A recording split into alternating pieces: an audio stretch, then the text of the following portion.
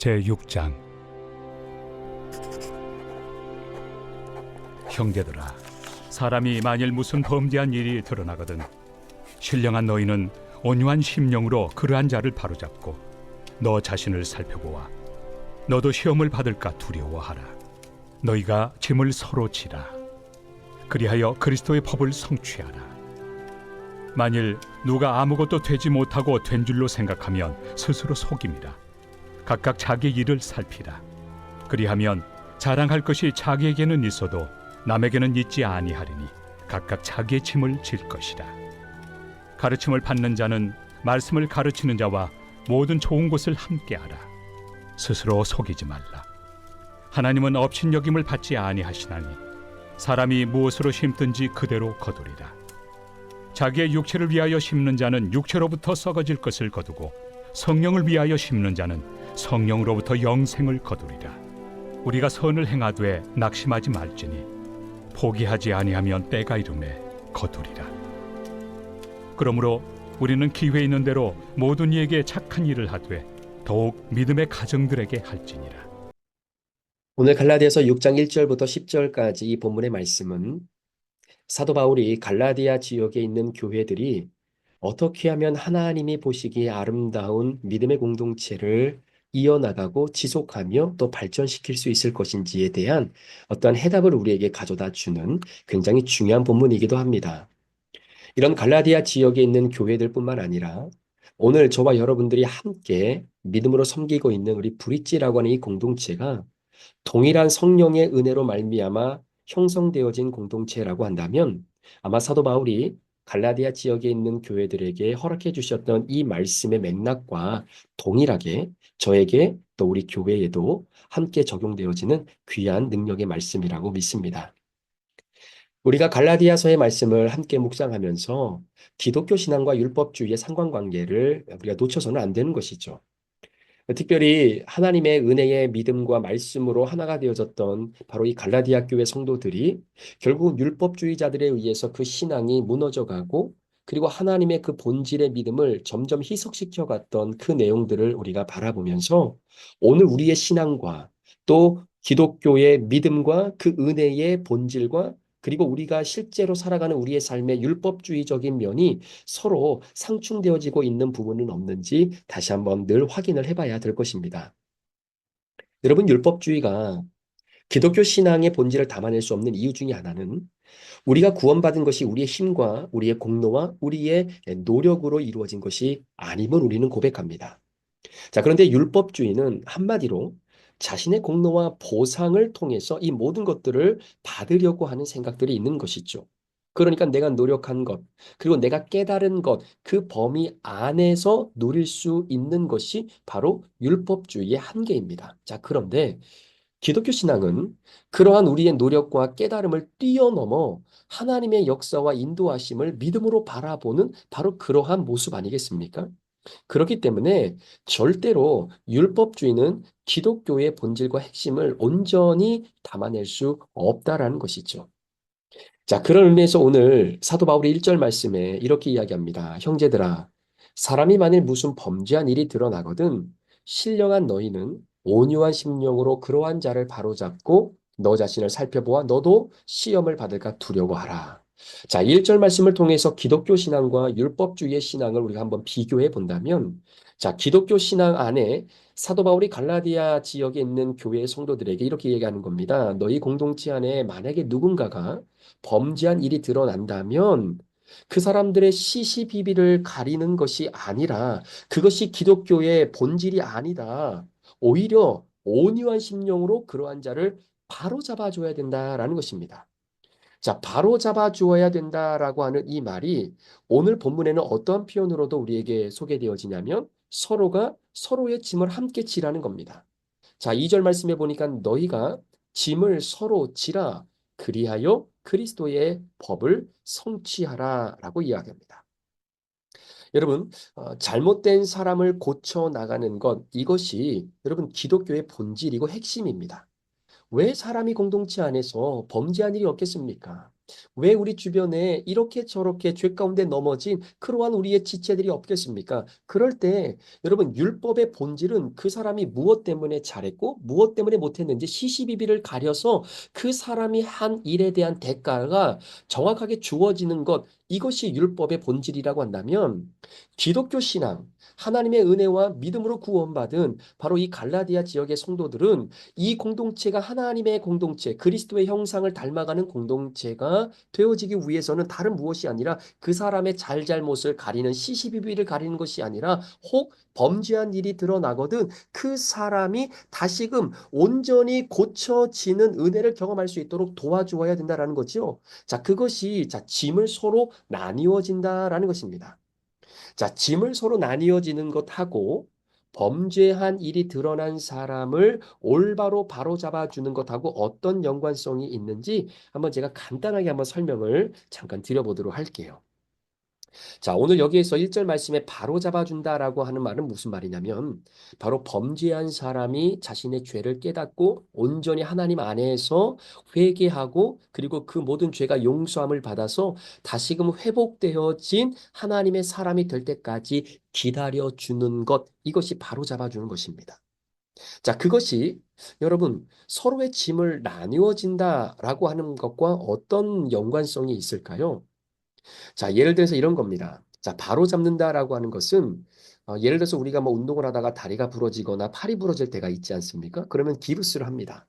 그리고 기부스를 하고 목에다가 끈을 달고 이 발이나 이 팔이 움직이지 않도록 이 뼈가 잘 붙을 때까지 기다립니다. 자, 이것이 온전한 팔의 역할을 감당하도록 회복될 때까지 기다리는 것이죠. 자, 그런데 저도 어릴 때 이렇게 운동을 하다가 팔이 부러져 본 적이 있었는데요. 근데 이게 제가 성격이 좀 급하다 보니까 이게 빨리 좀 뼈가 붙어야 되는데 이게 빨리 붙지 않으니까 너무나 불편하고 힘든 겁니다. 그래서 아직 기간이 되지도 않았는데 제 목에 이 기부스를 걸었던 이 끈을 빼고 그냥 뭐 석고는 제가 뗄 수가 없으니까 뭐 그냥 마치 팔이 부러지지 않은 것처럼 막 그렇게 그냥 활동하면서 지냈던 때가 있었던 거예요. 그러면서 늘 마음속에 조급한 마음은 뭐냐면 빨리 뼈가 붙어야 그래야 이 깁스를 다 풀고 친구들하고 같이 야구도 하고 축구도 하고 운동장에서 뛰어놀 텐데 이것 때문에 불편해서 못 하고 있는 게 너무나 답답한 겁니다.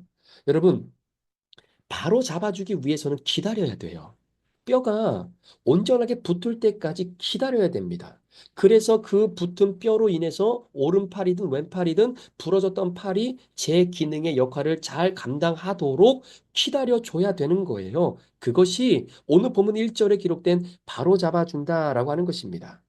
자, 그런데 저처럼 이렇게 성격이 급해서 빨리 뼈가 안 붙었는데도 마치 붙은 것처럼 내 마음대로 활동하고 움직이면서 그렇게 지내잖아요. 그러면 뼈가 잘 붙지 않아서 온전히 이 팔을 바로잡아 줄 수 없는 겁니다.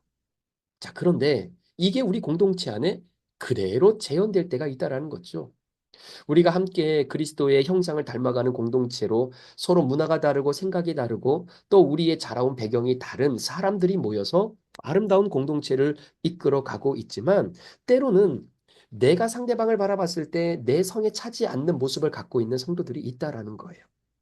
그래서 그 사람들과 함께 사역을 하거나 함께 어떤 일을 하거나 아니면 함께 무슨 사역을 감당하다 보면 굉장히 마음에 불편함을 느낄 때가 있습니다. 아니, 내가 원하는 것은 이 정도까지 가야 되는데, 함께 일하는 사람의 수준이나 그 믿음의 레벨이 나와는 같지가 않은 거예요. 그러다 보니까 당연히 갈등이 생길 수가 있고요. 그리고 그 갈등이 점점점 골이 깊어지게 되면 교회 안에서 분란을 일으킬 수도 있는 여지를 우리는 충분히 경험하지 않았습니까? 자, 그래서 비록 내가 내 이 믿음과 또 내 신앙의 이 수준에 맞지 않는 사람들이 함께 우리 공동체를 이끌어가고 함께 구성해 나가는 과정 속에 안 되면 잘 마음이 안 맞으면 너는 안 돼. 너는 여기서 나가. 너는 여기서 우리 함께 사역할 수 없어라고 알게 모르게 천천히 천천히 밀어내므로 말미암아 내 마음 속에 있었던 그 사람과로 인하여 갈등을 내가 이렇게 해결하고자 하는 것을 우리는 종종 행할 때가 있다라는 겁니다. 아우, 저 사람만 없으면, 아니, 우리 공동체, 이 모임이 굉장히 활발하고 아름답게 될 것 같고, 아, 저 사람만 좀 없으면 우리가 사역하는 이 모든 부분들이 진짜 아름답게 이루어질 수 있을 것 같은데, 그렇다고 그 사람이 지금 우리가 갖고 있는 이러한 신앙의, 믿음의 소위 레벨까지 올라오기까지는 너무나 시간이 오래 걸린다라고 판단이 되니까 이 갈등을 어떻게든 잠재울 수가 없는 거죠. 그래서 그 사람을 알게 모르게 이 모임 안에서 점점 밖으로 밀어내고자 하는 우리의 행동과 생각과 말들이 나도 모르게 튀어나올 때가 있다라는 겁니다. 오늘 사도 바울은 바로 이 갈라디아 교회에 있는 성도들에게 그 부분을 이야기하는 겁니다. 너의 믿음과는 정말로 현저한 차이가 있는 사람이 혹시 걸려 넘어져 범죄한 일이 있거든. 그 사람은 우리와 함께 믿음의 레벨을 채울 수 없는 사람이니까 잘라내. 이거는 율법주의자들이 하는 것이고 기독교의 본질은 갈라디아 지역에 있는 교회들이 그리스도의 형상을 닮아가는 아름다운 교회의 모습을 추구하고자 한다면 그러한 자를 바로 잡고 기다려줘야 된다라는 것이죠. 언제까지요? 회복될 때까지. 그리고 그 회복되어지고 난 이후에 그 삶은 바로 하나님께 맡겨드리게 되는 것이 굉장히 중요한 부분입니다. 여러분, 신앙이 권력이 되어서는 안 되겠죠. 믿음과 신앙이라고 하는 이 이름으로 모두가 다 내 마음에 들도록 다른 이들을 요구해서는 안 되는 것입니다. 내가 가지고 있는 신앙의 기준은 이거니까 지금 나와 함께 신앙생활하고 이 모임에 있는 이 모든 사람들은 내가 갖고 있는 신앙의 기준에 맞춰서 여러분들도 다 그렇게 해야 됩니다라고 강요하는 것은 여러분 언어폭력이 되는 것이죠. 신앙을 권력화하는 것입니다. 내가 이렇게 신앙생활하는데 그러면 당신도 그렇게 해야 되는 것이고 내가 이만큼 노력하는데 이만큼 헌신하는데 아니 당신도 그만큼 노력하고 헌신해야 되는 게 맞는 것 아닙니까? 모든 교회의 사역과 이 모든 것들을 내가 가지고 있는 신앙과 믿음의 레벨을 기준으로 삼아서 그 모든 사람들이 거기에 다 맞춰줘야 된다라고 하는 이 신앙이 권력화가 되어지는 부분을 굉장히 조심해야 된다라는 것이죠. 우리 브리치 교회가 이제 4년 차를 향해 나아가고 있는데요. 2021년 우리가 처음 교회를 개척했을 때 제가 우리 성도님들께도 이런 얘기를 했었습니다. 우리가 정말로 함께 힘든 과정 속에서 아름다운 교회를 시작했으니 여러분 이 교회가 얼마나 잘 되기를 누구보다도 여러분 한 사람 한 사람이 바라지 않았겠습니까? 자, 그런데 문제는 교회가 잘 되는 것에 대한 기준이 뭐냐라는 거예요.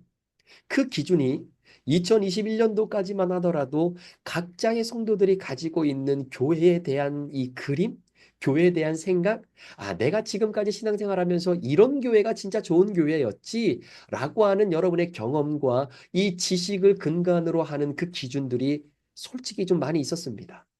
그래서 저에게 개인적으로 목사님, 교회는 이렇게 해야 됩니다. 목사님, 교회는 이런 방향으로 가야 됩니다. 목사님, 우리 브리치 교회가 이렇게 출발하게 되었는데 우리 교회는 이런 방향으로 앞으로 나아가야 됩니다. 라고 저에게 여러 가지 조언을 해주셨던 분들이 굉장히 많으세요. 제가 충분히 그 마음을 이해하고 또 그분들의 그 사랑과 그리고 그 마음을 제가 절대로 모르는 것은 아닙니다.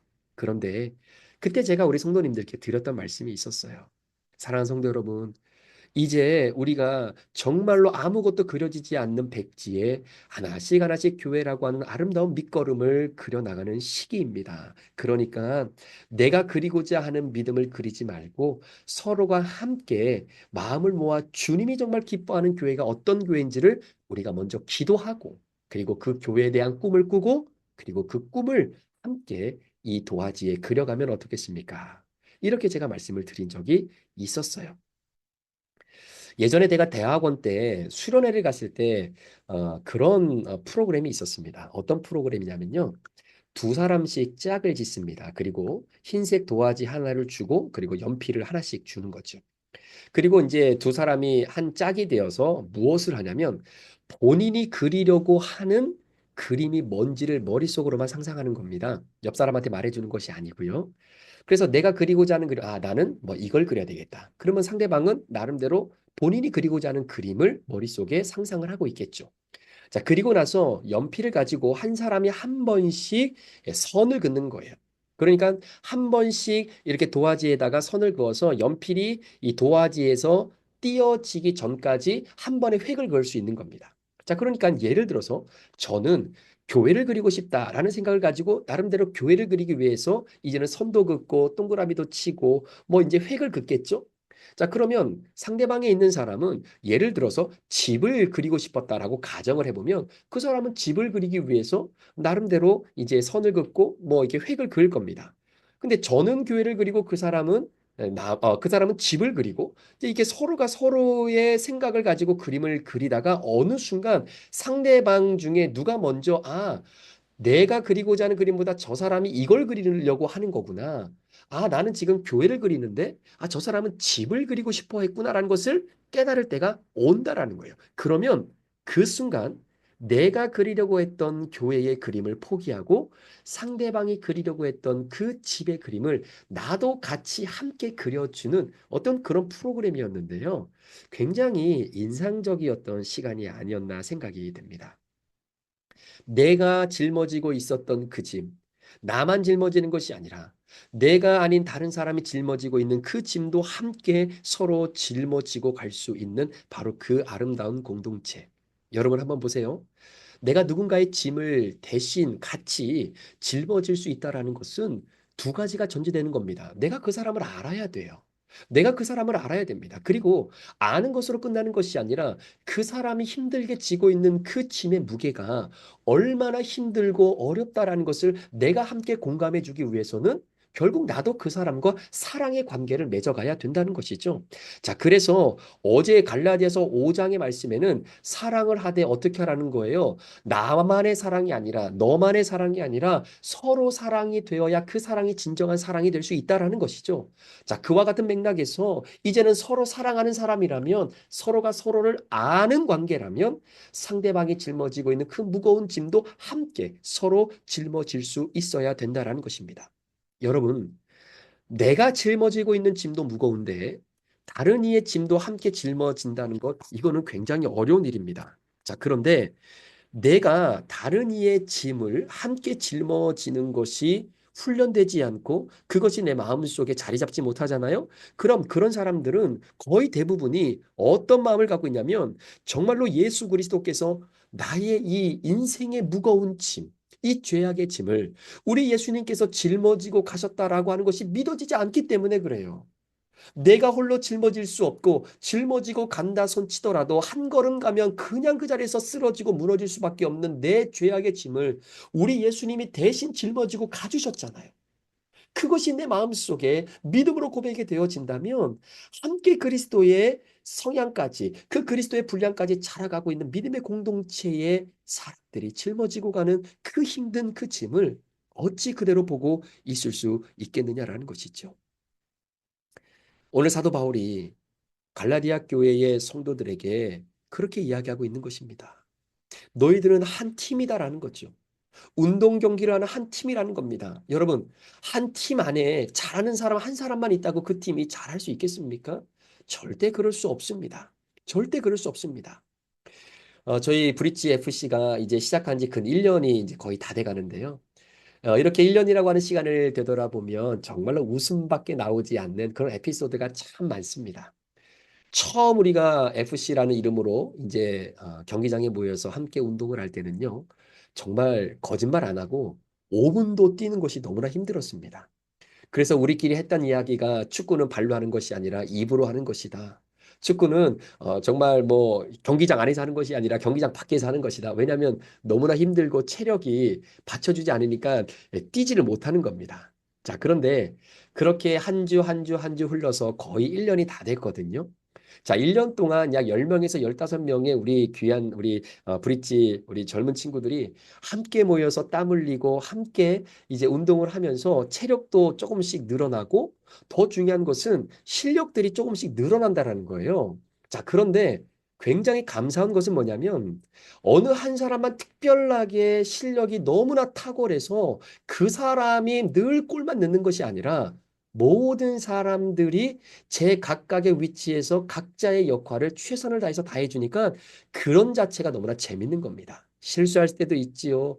분명히 골인을 넣을 수 있는 찬스가 왔는데도 그 골문 앞에서 골을 못 넣고 망연자실하는 모습을 바라보면서 왜 그것도 못 넣냐라고 손가락질하는 것이 아니라 야, 내가 예전에 그랬다. 나도 그랬다라고 하면서 서로 박장대소 하는 그런 시간이 얼마나 즐겁고 아름다운 시간인지 모릅니다.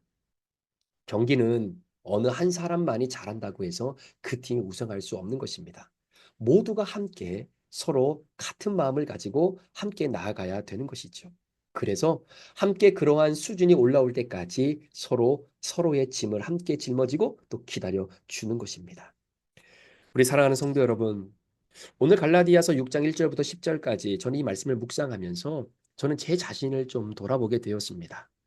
제가 목회를 하면서 많이 내려놓았다라고 이야기를 하고 또 그렇게 생각을 하면서도 여전히 제가 내려놓지 못하는 저만의 기준이 있더라고요.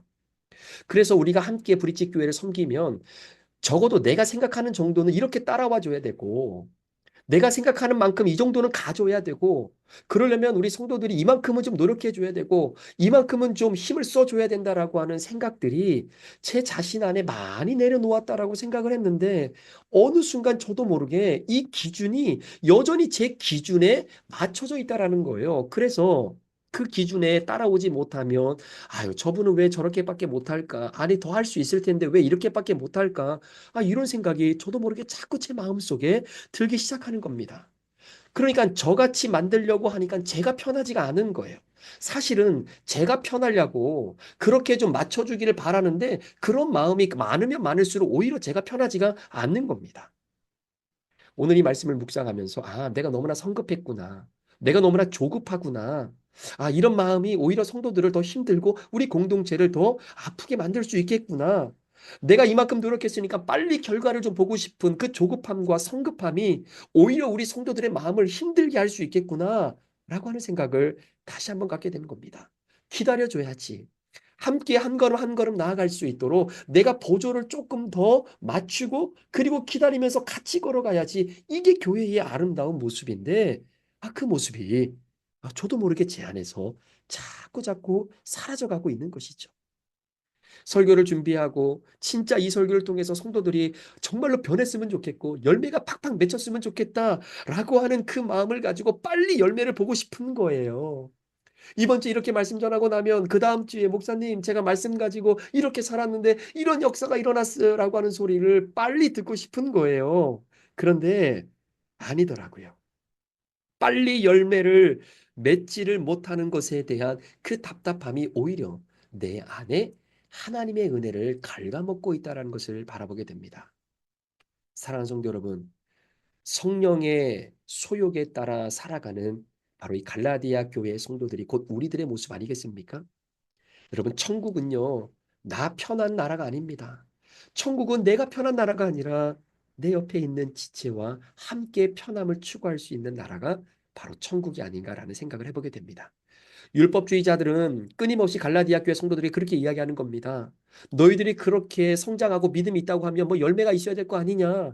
그런데 그 육체의 열매가 뭐가 있느냐. 율법을 지키면 그 지켰다라고 하는 것에 대한 그 열매가 있을 텐데 율법도 안 지키고 믿음의 열매라고 하고 성령의 열매라고 하는데 그게 뭐 제대로 보여지느냐. 여러분 기억하십니까? 성령의 열매를 우리는 잘 기억해야 돼요. 사랑이고 희락과 화평과 오래 참음과 자비와 양성과 충성과 온유와 절제. 여러분 한 가지 말씀드릴게요. 성령의 이 열매들이 정말로 우리의 눈으로 우리의 손으로 만질 수 있을 만큼 그렇게 소위 이런 열매로 나타나는 것이 아니다라는 거예요. 이건 시간이 걸리는 것이고 그 열매가 이제는 겉으로 드러나지 않아도 우리 내면에 온전히 자리 잡은 성령의 열매가 이제는 바깥으로 풍겨지게 되어지는 것을 우리 주변에 있는 믿음의 지체들과 함께 누릴 수 있는 바로 그때가 우리들에게 온다라는 것이죠. 그러니까 선을 행하되 낙심하지 말라는 겁니다. 조급하게 생각하지 말라는 겁니다. 급하게 생각하지 말라는 겁니다. 하나님이 원하시는 믿음의 길을 모든 성도들이 한 마음으로 하나씩 걸어가다 보면 어느 순간 우리 가운데에 정말로 하나님께서 허락하신 은혜들을 열매로 맺혀지게 될 때가 온다라는 거예요. 그러니까 여러분 7절 말씀처럼 스스로 속이지 말라. 하나님은 업신여김을 받지 아니하나니 사람이 무엇으로 심든지 그대로 거두리라. 여러분 포기하지 마십시오. 우리 공동체 또 여러분의 브릿지, 여러분과 함께 사역하는 믿음의 동력자 포기하지 마십시오.